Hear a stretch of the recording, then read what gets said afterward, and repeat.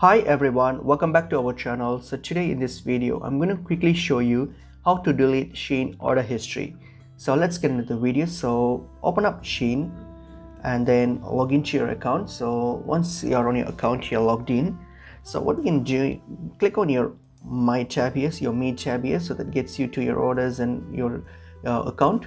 So click on it, and then now what we're going to do, you're going to, under My Orders, you're going to hit on View, so that will show you all your orders and all your transaction details, like order details. So here, so if you want to delete an order history, so what you have to do is simply select an order that you wish to delete, that you don't want it to show up. So for example, this one, just select it, click on it, and then now when you click on it here, you scroll down, you'll see an option called delete order.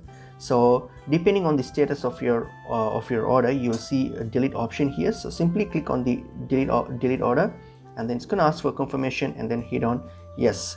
So your order will be deleted and it will be moved to the archive. So simply like that. So you can just select whatever orders that you wish to delete from your history, and then you can delete it just by opening it. So that's pretty much it is. Hope this information was helpful. I will see you in another video. Thank you.